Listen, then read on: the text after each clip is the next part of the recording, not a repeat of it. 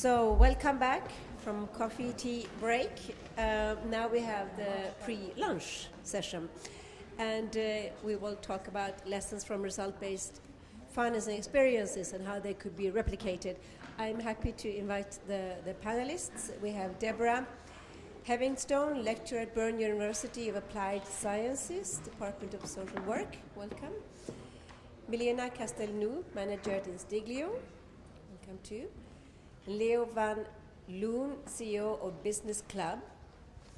And this session will be moderated by Vic van Vuren, ILO Director of the Enterprises Department. So this will also be open to a couple of questions or comments from you at the very end. So please go ahead. Thank you very much. Good morning. It's still morning, no, it's afternoon. No, it's still morning. Good morning, everyone. Welcome to this session on results-based financing, promoting and measuring decent jobs for youth. And we have three experts who are going to be speaking to us today on some very interesting aspects of it. But I think before starting, I want to remind you of what I mentioned yesterday, those of you who were here when I spoke on the green jobs, about the reality check. And I think we're going to be talking about finance, but it's about jobs for youth. And I want to remind you of the value proposition that I mentioned yesterday. We've got to get into a mindset of looking at the value of a human being again. In this case, we're talking about the youth. We're not talking about numbers. We're talking about human beings. And too often now, we're caught up in debates where we just look at numbers. We're starting to talk about people. I've got 5 kids. They're in the category of youth. They are very real. They're not a number. And so when I approach their career and they're going ahead, they won't be a number. They'll be a person with personality, characteristics, and that's what we're looking at. So when we talk about jobs for youth, we're talking about people out there that we need to care for and bring in a value proposition, but the tools that we require are what we're going to talk about this morning in innovative finance. And we've got to bring to the party a creative mind. And my last little story to show the creativity that we need to bring about, because I like to personalize things, is with my 5 children. When I was a youngster, my great-great-grandfather had been a laborer in working in the railways. And so it became a family tradition. My grandfather became a laborer on the railways. My father became an artisan on the railways. And then when I was 16, my grandfather said, I want you to come join the railways and do your trade. And I said, I want to study law. And he said, you don't understand. I'm telling you what to do. I'm not asking you. And I refused. So he disinherited me as his grandson, and I lost my inheritance, which was very small. But now, I go to the corporate sector where you make money. And you get involved in the corporate sector because that's the place to be. I worked in the financial services sector. And then my first son comes along and said, university, corporate sector. So he ticks the box, off he goes. Second son does the same. I'm very happy. My third son comes along with dreadlocks and earrings and says, I'm not going to university. I said, sit down, let me tell you the true facts of life. He didn't go to university because he told me, think about your grandfather's story. Aren't you doing the same to me? Now, when we sit here, we all come from an organization with a mindset that we think is right. And what we're going to hear this morning is a creative way and different ways of looking at the future. And that's where jobs for youth are going to come from, is a creative mindset of access to finance and access to markets. And that is what this whole debate is going to be about, thinking about how we can get those youth into jobs and what are the tools and mechanisms that will work. Enough from me. We're going to start with Deborah. Welcome, Deborah, first of all. Deborah has worked since 2017 as a lecturer at the Bern University of Applied Sciences in the Department of Social Work. Her current work focuses on the design of welfare state programs and social services, with her most recent article, which is under review, looking at how SIB financing might play a role in open governance. She's currently developing an international comparative project looking at how SIB financing impacts program design and impacts. Prior to her current position, she worked as a senior researcher at the universities of Bern and Zurich, where she studied social and labor market policy with a focus on quantitative methods.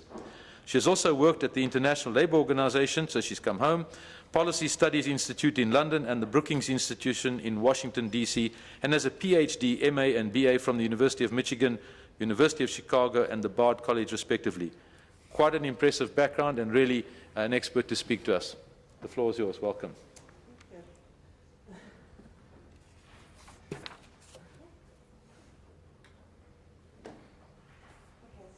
Thank you for the chance. Can everyone hear me? Yeah, okay. So I'd like to thank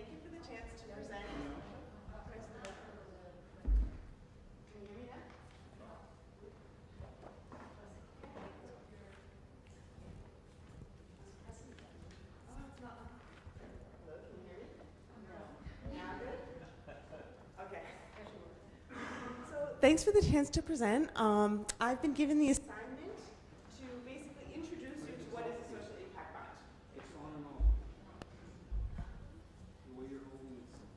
Can you hear me now? Yeah. Okay. Technical difficulties and my time is up. Okay. So I've been given the assignment to mostly spend my time giving an introduction to what is a social impact bond, and then I'll tell you in like the last 2 minutes a little bit about what I'm doing research-wise.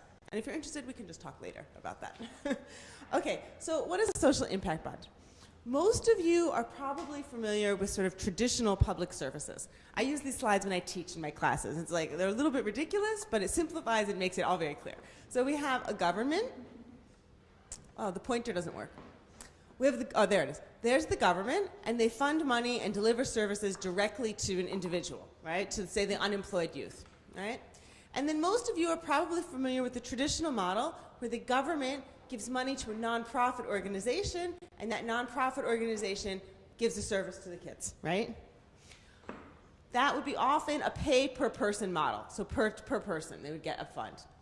Most of you are also probably familiar with a performance-based contract, where the government gives the provider upfront some amount of money per person in time period 1, and then in time period 2, they measure the outcomes with respect to the clients, and then they will give the provider extra money based on positive outcomes. So if we're talking about employment programs, they'll get some fee per person to train, and then for every person who gets a job, they'll get a certain extra benefit. Then we have a social impact bond, which builds on this pay-for-performance model. Under the social impact bond, we also have 2 time periods. The first time period, we get the pay per person, or sorry, I said it wrong. I switched around. The first time period, the financer. So this is new. Up until now, we had 3 actors. We had clients, providers, and governments. Then we come to the social impact bond, and now we have this guy in a suit. That's supposed to be the financer, because he's wearing a suit. He fronts the money to the provider, and the provider delivers the services. In time period 2, based on outcomes, the government then pays back the provider.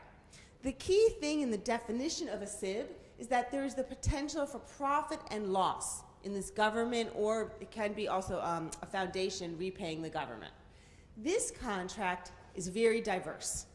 SIBs can include standard payment by person, some include incentive payments, some have providers working as investors. Under the definition of SIB as an umbrella, we have tons of different contracts to the provider. What makes a SIB is the contract with this financer where they have the chance to make profits or losses. Okay? Is that clear? Okay. My area, I'm focusing a little bit on employment, SIBs that focus on employment, including youth employment. It's interesting. This has been one of the main areas of SIB growth, I think because it's an area that's well established and where it's very easy to estimate outcomes. There's a lot of social services and social policies that fund things that aren't so clear, being a more stable person or less domestic violence or who knows. But with employment programs, you have getting a job. And you also have public records for getting a job, right? So it's an easy outcome to measure. And so there's been a lot of funds going into this area. And this is a chart. I used the social finance database last month, and I just count the number of programs in 3 different regions, the UK, North America, and Central Europe. Okay, so not developing countries. Developing countries can get a little more complicated because they have domestic programs and also international funding. So these are all domestic programs. This time period is when this vertical line is when the data was collected, so that is programs that are funded into the future. We can basically see that it's been growing very quickly and that the growth is continuing in Central Europe and the US. In the UK, it looks like it's declining. That's partly true and partly not. That's the expiration of the Department of Work and Pensions Innovation Fund, is what that is. SIBs are still growing, but in other areas. This graphic is a little bit misleading insofar as I count the number of programs here. A program in the US can be 20, 30 times the size in terms of money as a Central European program. But the point is just to show that this is an area that's growing rapidly. Yeah? Okay, so the problem, or maybe the greatest obstacle with SIBs, is we have a lot of information on whether specific programs work. Because to be paid on outcomes, you need an evaluation. But that's an evaluation of program, not an evaluation of financing. So it's very hard to know how financing affects programs. There's a lot of hypotheses out there that it's going to improve outcomes, that it's going to change delivery, that, yeah, I could go on and on with the different posts, that we're going to end up funding more innovative programs, but the basic fact is we don't know. But we can look at the academic literature on pay for performance and other types of contracts to get an insight into what might happen. We know the problems with other kinds of contracting. With other kinds of contracting, we have problems with pay for performance based on problems with creaming, right? So if you pay per person, then there's an incentive to just take the best and most employable people. Most people are probably familiar with this problem. Let's say we pay based on outputs or outcomes.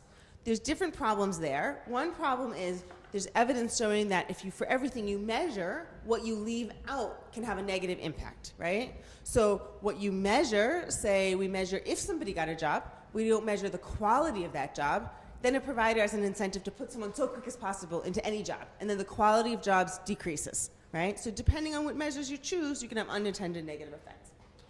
You also have problems with setting continuous versus discrete incentives. Contracts are easier to implement if you have one goal. However, for a provider, if they're far ahead of that goal, it doesn't matter. And if they're far away behind from that goal, it doesn't matter. So continuous incentives make more sense from an incentive perspective, but they're harder to implement in a contract. We also know that most pay-for-performance contracts have not measured impacts, right? And then rewards have been arbitrarily correlated with impacts. And here I would just suggest looking at any of the research from Carolyn Heinrich. She has a very good track record of many of these programs. The other problem has to do with timing. Contract payments are usually based on a shorter time period because providers need money to operate, and the outcomes we're interested in are long-term. And so studies looking at the outcomes at time of payment, or impact at time of payment, and impact long-term often show absolutely no correlation. So we finish this slide and we think, oh my God, contracting is just a disaster.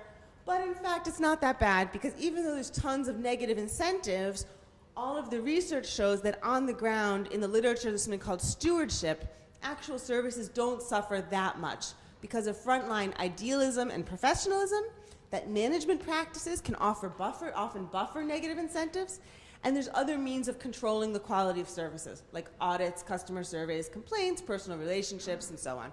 And so what you see in practice is that contracts almost always have bad incentives, but they are continuously improved, and usually services are okay anyhow, because people in the social services want to do the right thing. Okay, I have like 2 more minutes left, is that correct? So in the last 2 minutes, I'll tell you a little bit about what I do, because that was just an introduction generally to what is a social impact bond, what are the obstacles we see in different kinds of contracts that we might worry might be a problem in social impact bonds, but we don't know. There's only one empirical study so far of social impact bonds. So I have completed a study, the one that's under review, looking at how SIB funding affects government transparency, right? So there's been a lot of claims, which make a lot of sense, that because a SIB contract includes outcome measurement and it includes an evaluation, we should have more public information, right? And so my research has been looking at, is that the case? What is the impact on the case? And I was also, in process of this study, assessing the potential for a larger study, and that's the main study, and there I'm going to look at the tests on programming efficacy. So there's a lot of claims that SIB financing is going to make for better programming, and that's what we're going to test in a second. The outcomes, the findings from my first study, we looked at information about the government. Actually, let's focus here.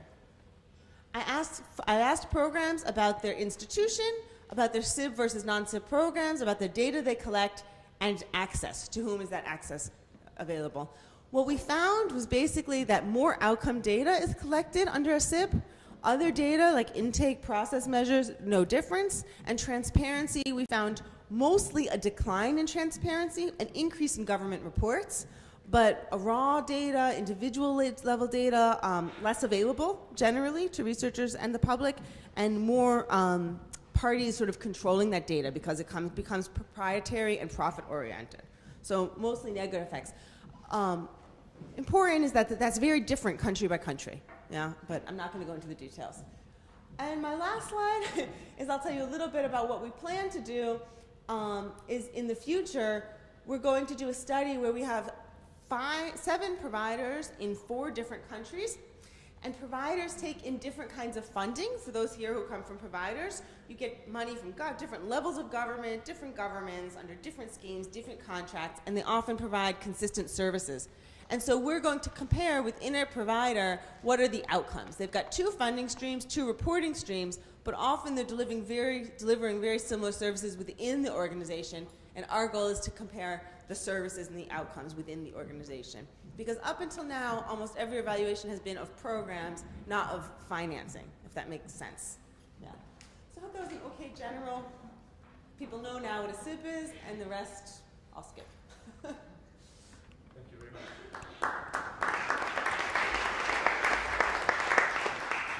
Thank you, Deborah. We're going to move straight on to Melina Castellanou, who is a manager at Instiglio. Melina manages various results-based financing projects from their global portfolio, where her experience in the area of workforce development is particularly relevant.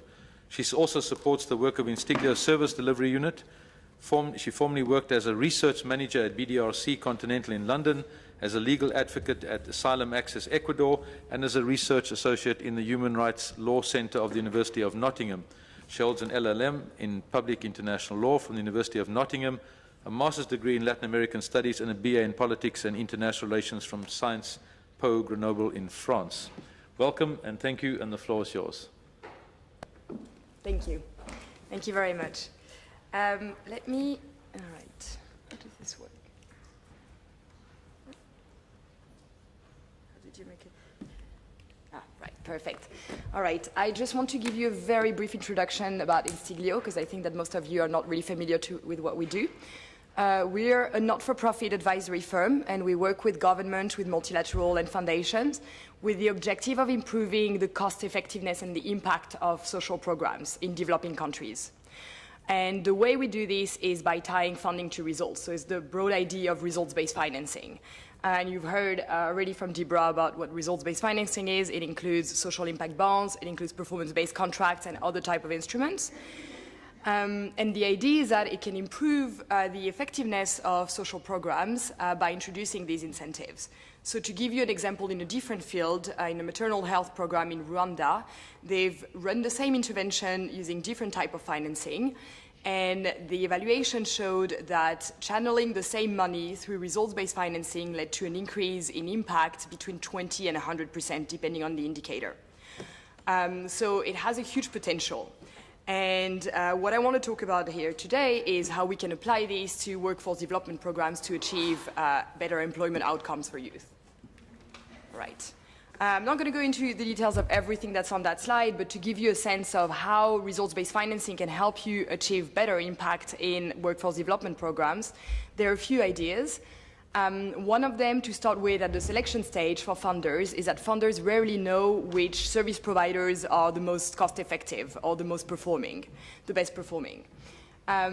Results-based financing, by comparing their performance on the outcomes and not on the activities, allows to get data on performance and cost.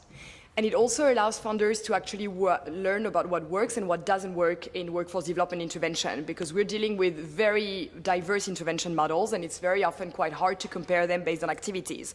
So we're moving here from the activity comparison to the outcomes comparison to be able to compare service providers.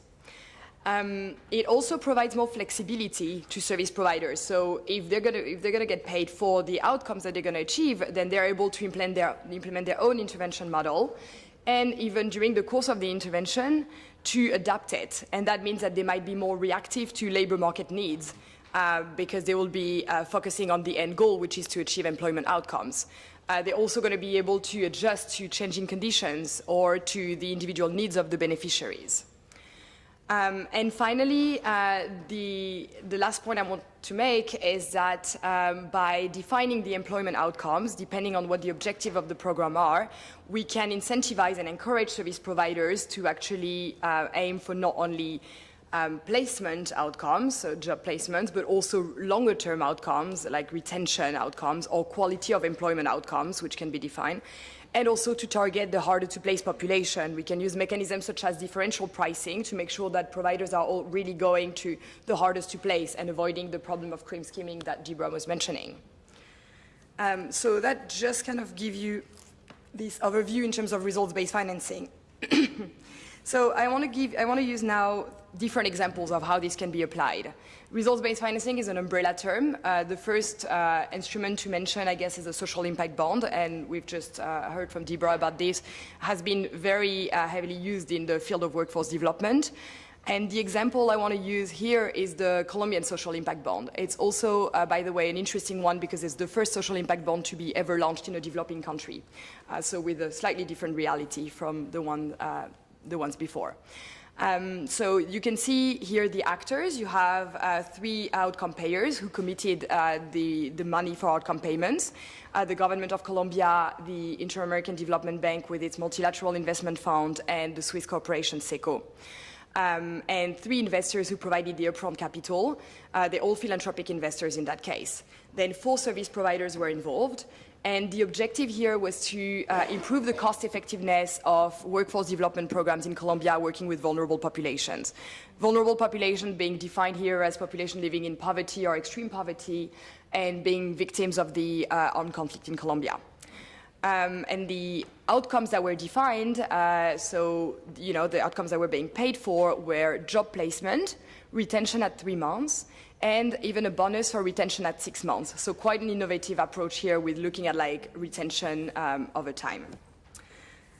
This SIB is now being implemented. It will be finalized in the summer at the end of July. But what I can tell you is that the results are quite promising at the moment. It's looking like targets are going to be met for placement and most of the targets are going to be also met for retention at 3 months. It's also a learning experience, right? It's the first in Colombia. We are now going to be working on the design of the second one, building on the lessons learned. So we're doing a diagnostic of what has and hasn't worked at the moment. But I think that it provides an interesting example. And there are 2 things that I wanted to mention. The first is that by introducing performance incentives, we have managed to shift the government's attention from training activities to placement and employment outcomes more generally. And that is quite an innovative approach. And the second thing is that by providing the flexibility to implement different intervention models by each of the service providers, we are also giving the government the opportunity to learn on what type of intervention works better and to get access to data on the cost of placement. And there is often, and even more in developing countries, a lack of data on how much does it cost to actually get someone into a job. And so all of these learning from this social impact bond will then be helpful to inform future public policy in Colombia. So that's the first example. However, just wanted to mention that social impact bonds are not necessarily the panacea or the answer to everything. They involve a lot of actors, as you can see. There are a lot of people on this diagram, and so that makes them complicated and costly to structure. In some different, in different settings, and in particular if what you're looking for is scale and replicability, other type of instruments can actually be more helpful. And so I want to talk very briefly about performance-based contracts. Performance-based contracts are a bit simpler because they don't involve an investor. So the outcome payer contracts directly the service provider. And they've been used as well in workforce development. They've been used actually in Australia since 1998, and we're now in the 3rd iteration of that program, which has achieved good results. In Nepal, they've also managed to achieve good results. We've seen, like in 2014, an evaluation was conducted, and I think they showed that 75% of the beneficiaries had managed to get gainful employment, and that I think they had an increase in their income by 72%.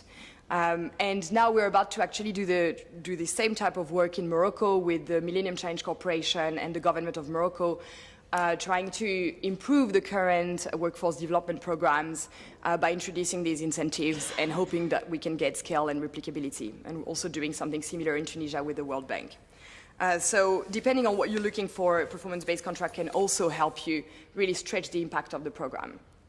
And finally, to conclude, the last instrument I wanted to mention that can also belongs to the results-based financing umbrella and can also be very useful if what you're looking for is employment outcomes, is an outcomes fund. So we are at the moment, we're working on the design of an outcomes fund for income generation, and that will, cover a range of different type of interventions. Some of them might be, like focusing on agriculture, others on poverty graduation, but workforce development intervention also belong to this, with the ultimate outcome here being the income generated through the intervention.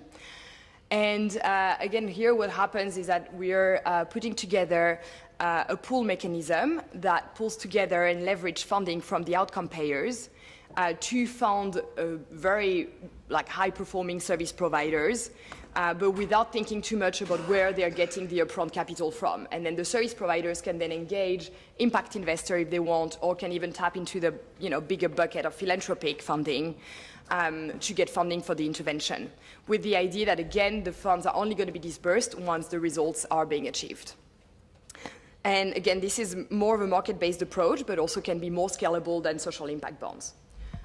So I just wanted to give you these 3 examples to show you that first, by moving from a focus on activities to a focus on outcomes, we can really stretch the impact of workforce development programs and achieve, more decent jobs for youth, which is what we're all here for.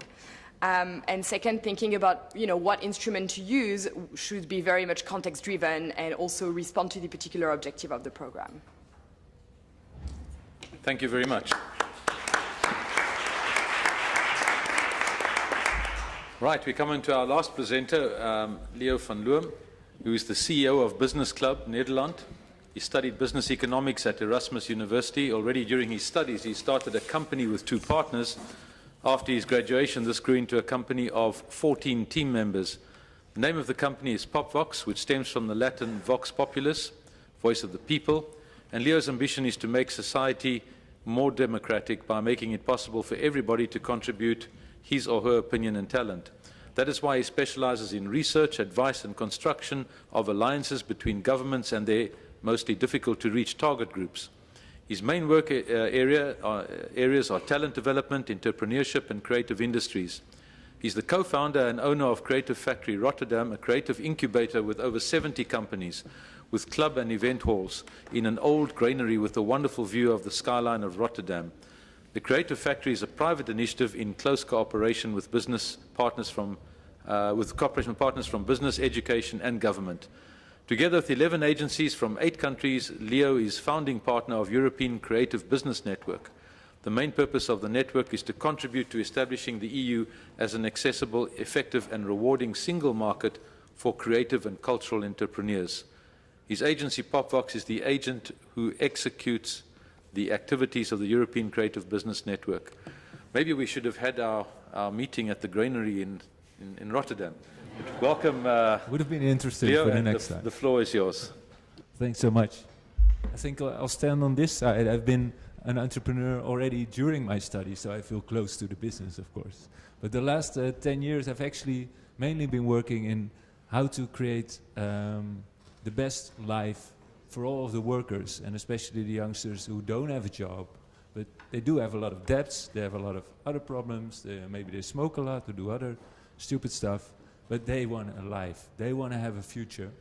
And I've been working a lot with governments these past 10 years to make this happen, because of course you are the outcome payers in the models, you have the money to make a big difference in the lives of these youngsters. So it's a big honor for me to be here. And as it shows, I love entrepreneurship. Why do I love entrepreneurs?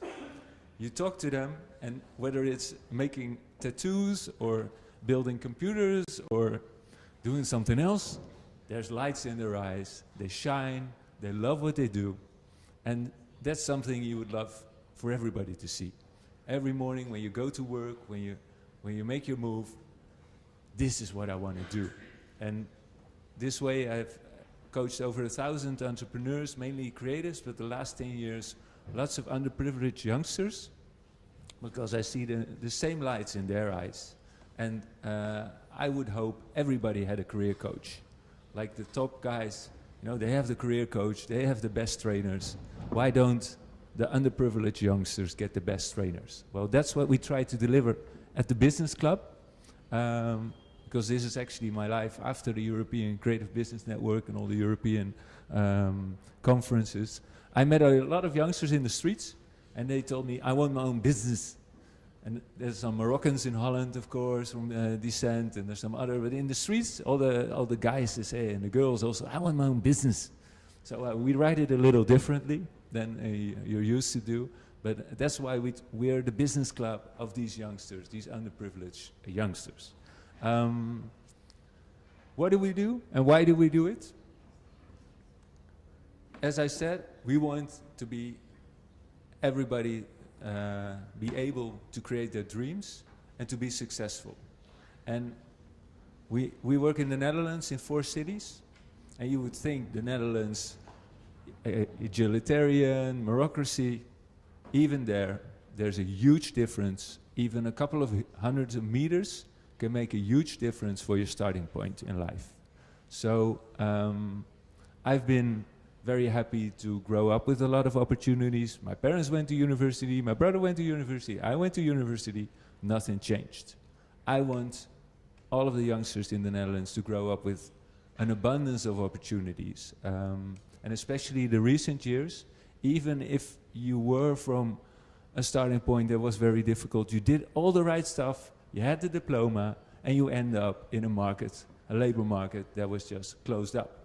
So, yeah, it was difficult times. But there's a solution. We now coach over 1,000 vulnerable youngsters to success with a job, an education, or even a company that suits them. We are their professional career coach. And result-based financing, we work 100% pay for success. And I think that is very important. At first, it was a way of getting multi-annual contracts and creating a whole new of partnering with governments, a new way. But as I did my first workshop in the first week with every group, we coach all these 1,000 youngsters a year. I tell them, your success is our success, because we're going to train you, and not just for 3 years. You can come back, you'll become a member for life. You can come back whenever you want. If you want a better job, a better job, come back. But the thing is, as long as you're on an unemployment benefit, as long as you have to hold up your hand, we don't get a cent. Only if you get out of unemployment benefits and you think, okay, this is why I want to step out, this is the job I want, this is the education I want, then we get some money for all the trainings and all the work we did. And that feels really good as an entrepreneur. A real solid exchange, and not just get money and we'll do our best. No. Only way we can keep on doing this is if we deliver results. And this is actually the big issue. I grew up in this situation in which parents say, you're so special, what do you want? Oh, you want to be an electrician? Okay, we'll buy lamps and wires, and 2 days later I don't want to be an electrician anymore. But most of these youngsters, they grow up in a situation, well, you have nothing, what the hell do you want? It's never going to work out. Don't dream. Dreams will never come true. So what we're doing is getting these youngsters and bringing them into an environment. They come into the door, there's this VIP doormat, VIP, me? And we start up, and we deliver them empowerment programs, and we get them trainers from the business department that really empower them, energize them, and give them a new sense of, whoa, I actually do have talents, and I do have a way of making my life happen instead of being succumbed in problems. This you've already learned from Deborah and Milena. So I would like to tell you a little bit about the 3 social impact bonds we developed and the things we've learned on the way, and also the follow-up after that. This was a picture of a very happy local alderman, minister, Maarten Struivenberg, who has just saved 3 million euros with the first social impact bond of the Netherlands. It was the 18th in the world, but something remarkable, we were a world premiere because it was the first social impact bond in the world in which the social entrepreneur himself being me, also invested, together with the ABN AMRO Social Impact Fund and Start Foundation. So what did we do? We worked with 200 youngsters. Investment was about 800,000 euros, and it took us 2.5 years to develop it. What was the big problem? The government, they know a lot, of course. You are very smart and talented people. But City of Rotterdam didn't know so much about all the money they spent on these providers, on these interventions for employment. How does it really work out? So they took 40 years of data, put it into a researching agency, and out came the business club brings the youngsters out of welfare 7 months sooner than other programs. So that's good news. In the end, we made it 15 months faster, and the retainment was amazing because 87% of these youngsters is still in their job, in their education, still in their company. So we're very happy with that result. 85% and only 13% of them fell back into unemployment.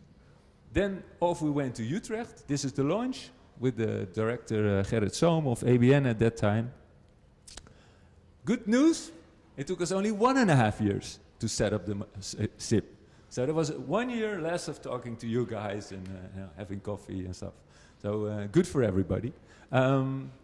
Bit bigger, social impact bond, 78% in success rate.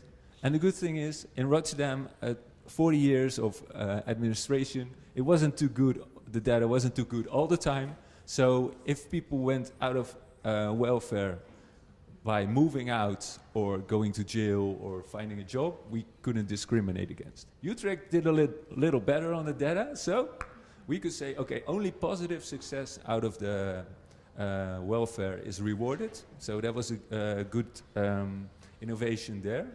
Off we went to Eindhoven. What happened? We said, okay, job, education, company, that's real success. That's what we want to be rewarded for. But there's always a spontaneous probability. My neighbor says, I'm going to build a house. Come on, help me out. Or you get a child and you think, okay, now whatever the job is, I just need to get it. So it wasn't the business club that did it. It was something else. So we deduct that success. The sort of baseline is called in researchers. So that was also an innovation, I think, in the model. And the good news, not 1.5 years development time, only 9 months. Less coffee, more results in less time.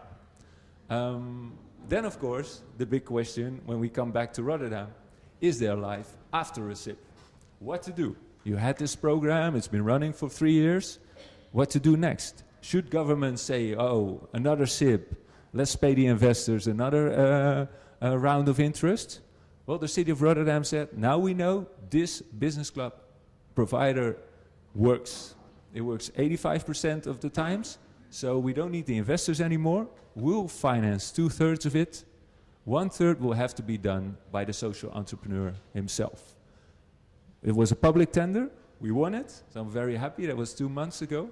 So now we can go on for 4 years.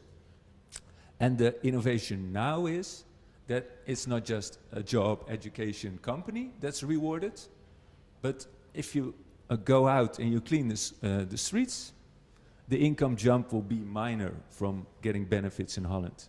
But if you become an IT expert or you do something else that's really a big jump in your life and in your income, then there's a bigger result. So we're now discriminating in the type of success you have, and also if you go into education, 1/4 of the youngsters from the business club who go into education hadn't had any diploma before, but go straight into higher professional education through a backdoor in the system. If only it would have been seen at 10 years old, it would have saved those kids a whole lot of trouble, but we do. So that's also part of the measuring of the SIP. Then, my final slide actually, what I think in 5 years of developing these social impact bonds are the most important things. Is it possible to measure it by people like Deborah? can you create a solid business case that's good for the government, for the investors, and for the providers? I've seen the city of Rotterdam as a front runner in this field, talk to a lot of social entrepreneurs. But a lot of social entrepreneurs say, well, you used to give me money every year without looking at the outcome so much. So can we do it again? So you need a social entrepreneur that says, well, I want to do this differently. I want to, run the risk of losing money, but also making some more money, doing more. You need investors, businesses that look a little further and say, yes, interest is important, but I want to make social impact. And so that's an important thing. But mainly for you as the government, it takes a new way of thinking, because the whole system is mainly put up like, okay, how much budget do we have this year? How much input can we buy? Okay, do your best. So for the city, it's really difficult to say, okay, we're putting this budget, we're going to make it last for 5 years, we're going to measure for 5 years, and we're going to put a whole different way of managing the contract in place, and we're going to go from input to outcome focus. But I think it is the way forward. The budgets are decreasing. You need to be smarter with your budgets. So that's everything for me. Thank you very much.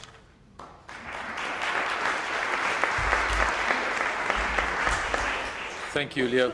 We now open the floor to questions. If you can raise your hand so I can see who wants to ask a question. If you can just mention your name and where you're from so we know what kind of audience we got. And then we'll ask the panelists to answer the questions. If you want to direct it to a specific panelist, please say so. The first hand that shot up was the lady in the red or orange. I might be colorblind. It's actually pink. Thank you. No, I'm Susanna. I'm from the European Youth Forum, and I want to more raise a concern, because this a little bit scares me, to be honest. Because I'm in NGO board for a really long time. I'm scout leader. Through my hands went through so many kids, and sometimes you just see that what can be good result for someone if you just put to get a job. Well, for someone it's easy to get this, but you can, when you know the person, everyone is not starting at the same point, and for someone just change the mindset to become more active.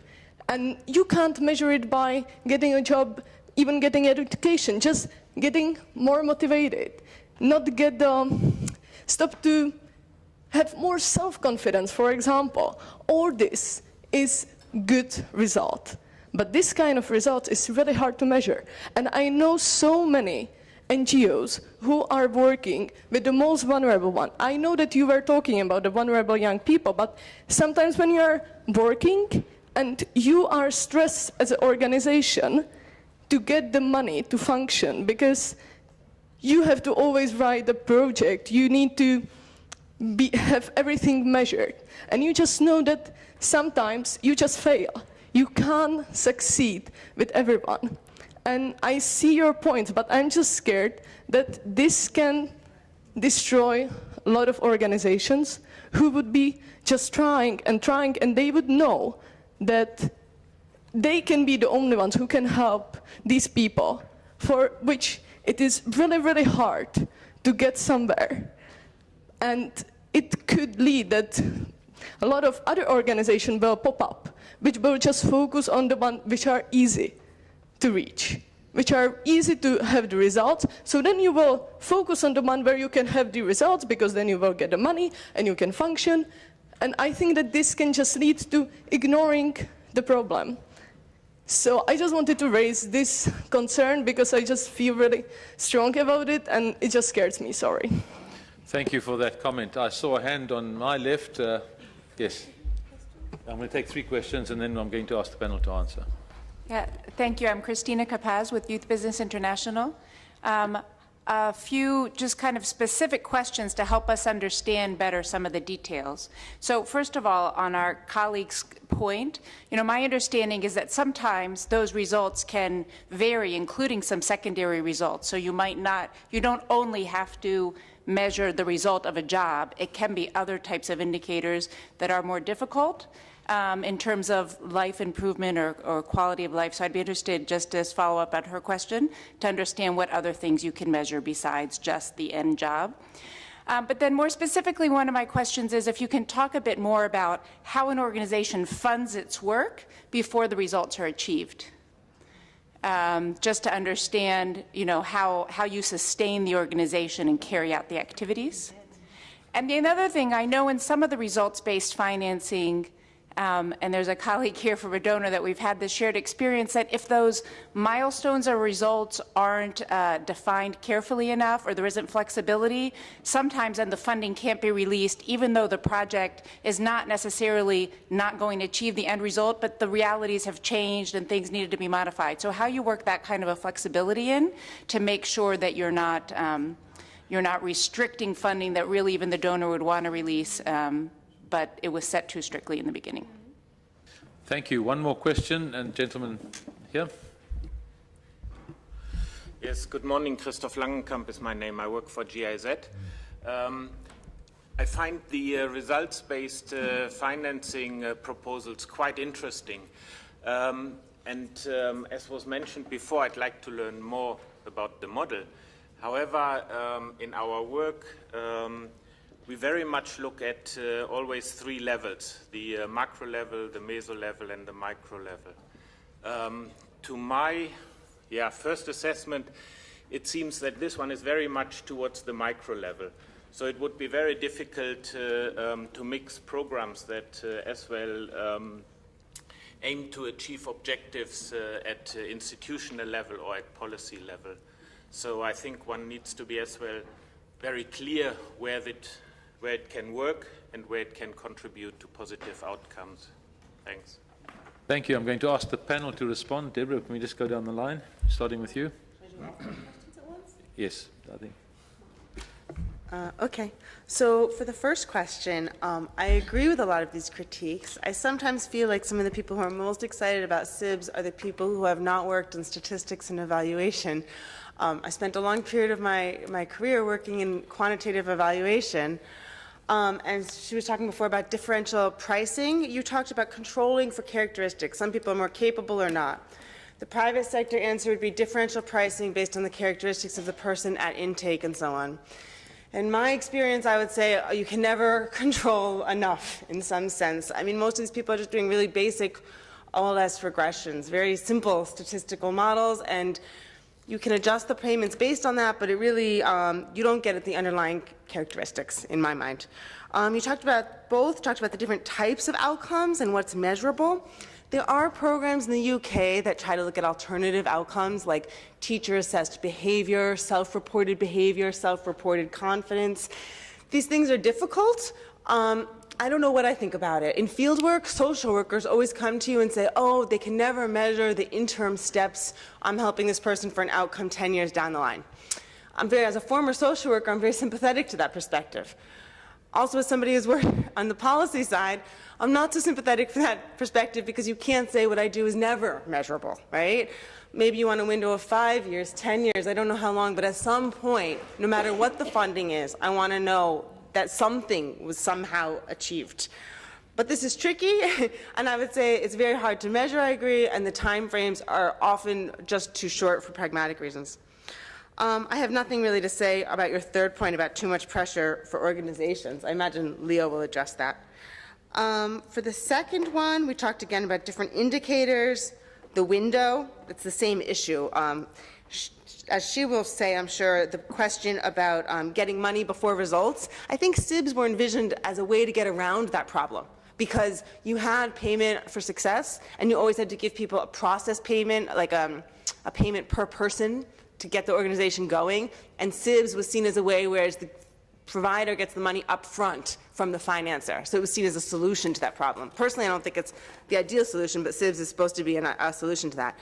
And to the last comment, the last one is not a question, it's more of a comment. I can only say that I agree. I think one of the reasons that money is flowed into employment is because it's a micro outcome. If you look at a macro outcome like segregation for a city, it's very hard to incentivize that in a contract, right? Although you could look at micro outcomes like, say, the percentage of white people for a minority living in their neighborhood, and then in aggregate you could still have a macro outcome. So I think depending on the kind of program we're talking about, it can be possible to achieve macro outcomes, but it's trickier to structure. Yeah. Great, thank you. No, very interesting question. So I guess, yeah, to start on the last one, kind of since you were talking about it, agree. I also don't think that, you know, results-based financing in general is the answer to everything.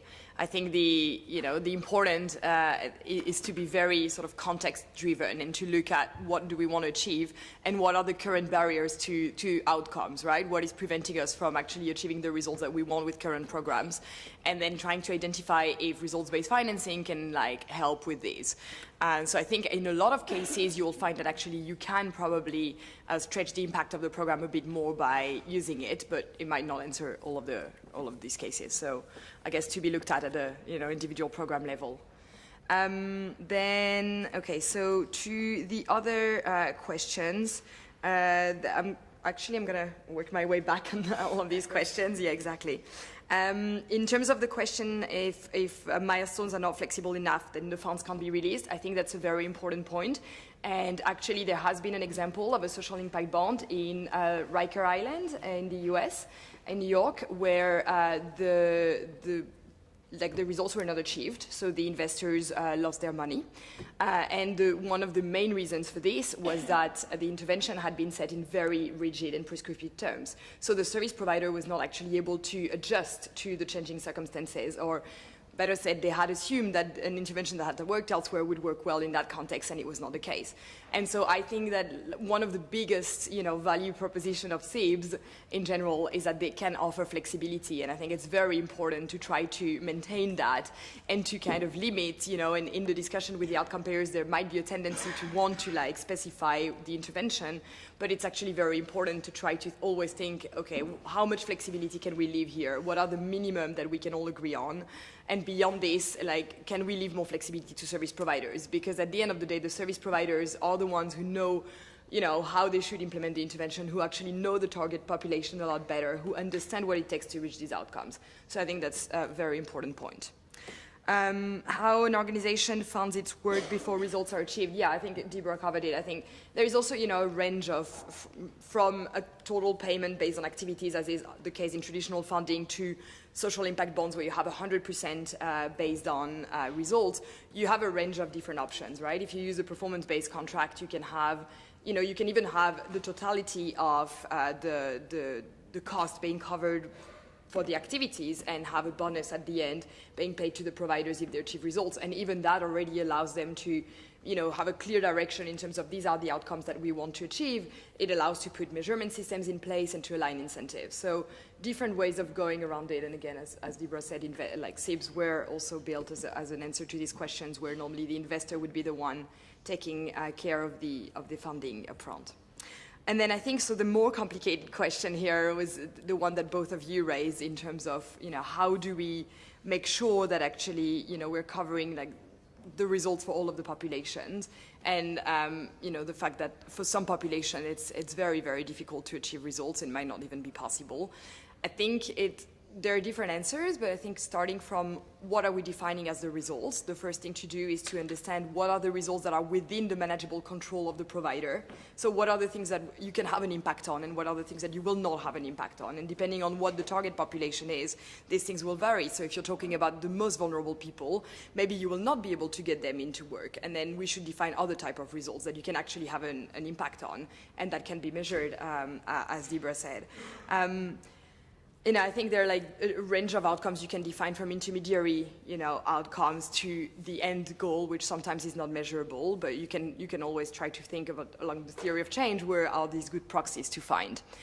And the second part of this is once you've defined the results to think about how are you going to set your targets. And so again, like, you know, achieving 100% employment rate is probably not going to be possible, let's be honest. And even less if you're talking about very vulnerable population. So how do we set realistic targets that are pushing the providers to actually, you know, get to the biggest impact whilst not setting them up for failure?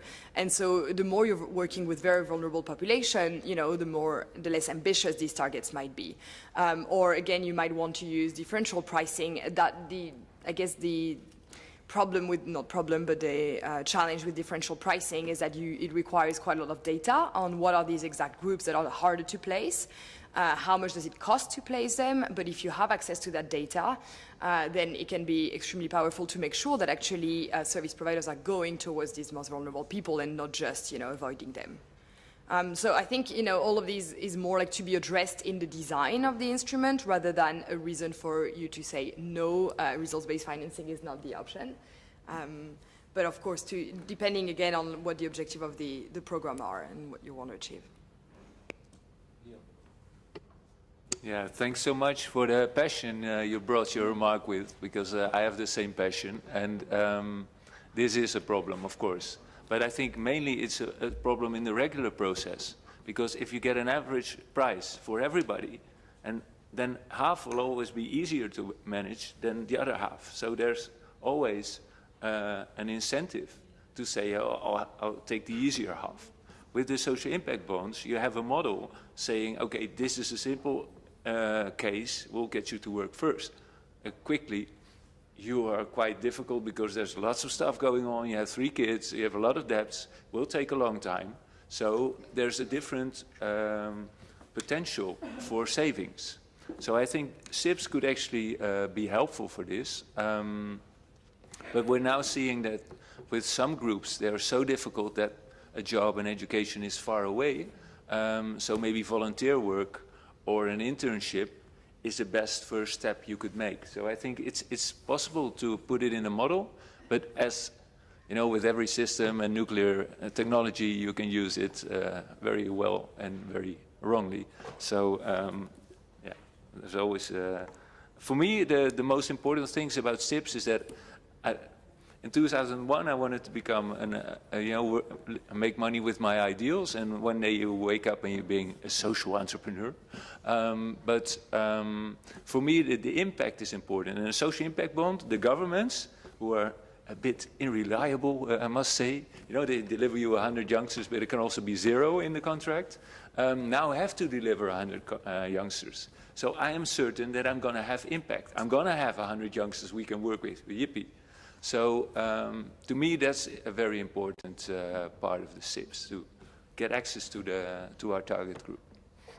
Yeah, the second thing, of course, is how do you survive while you don't have the success? As you said, the investors deliver us money quarterly. I do my part of the investment with that. And I think, yeah, at the national level, at the macro level, there's an outcome fund nationally in the UK, for example.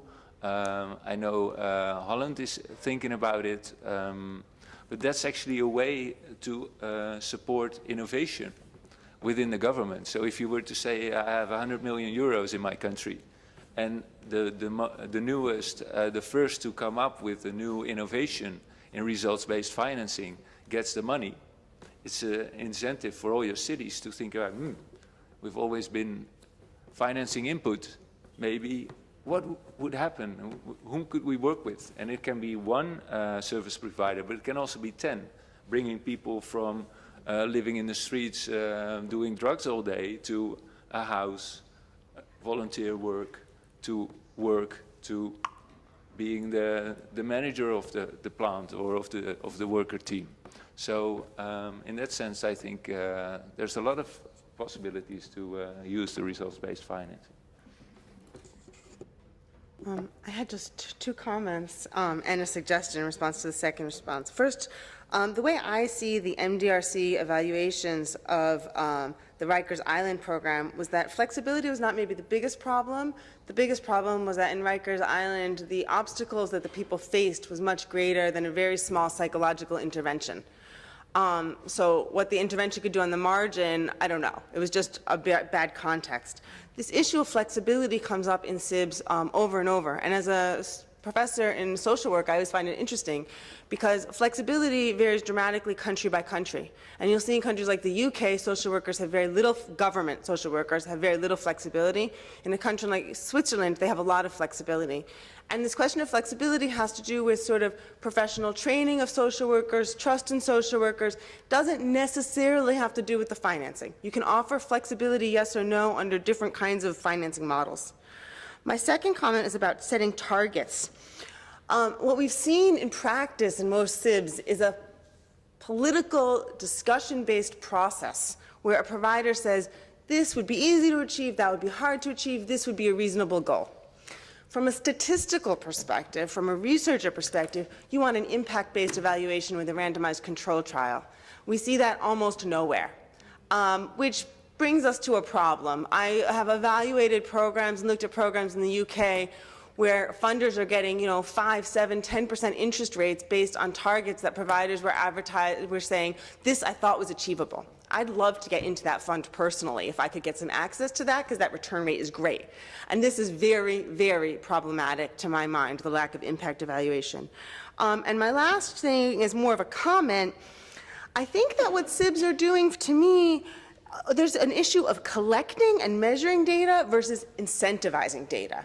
I think the first question was sort of super skeptical, right? Like, can we really measure all this? What about all those, interim things, people feeling better about themselves? And all of that's important, but I still think you should measure all the hard fact outcomes. But I think for me, this objection says, maybe we should measure those hard outcomes, but how much do we want to incentivize them? Because they're valuable. They're not that they're not worth measuring. Information is great, but information, I think, maybe is the fodder for a conversation about how to improve services. And I'm not sure, given the fallibility of measurement, that I want really high-stake incentives and 7% interest return rates based on my statistical models. And having worked in evaluation for a firm that does contracts for that, personally, I also don't want the pressure of 7% return rates relying on my results, because I can change the window of my analysis, I can change my control variables, I can change bringing in macro measures into my analysis, and I can change my results. And the people I work with know that I can change my results, to be honest. Thank you, everyone. I see a number of other hands, but if you can perhaps, we're going to break now, where time is up, and if you need to question our panelists, you can come out on an informal basis. Thank you. A big round of applause for an excellent session.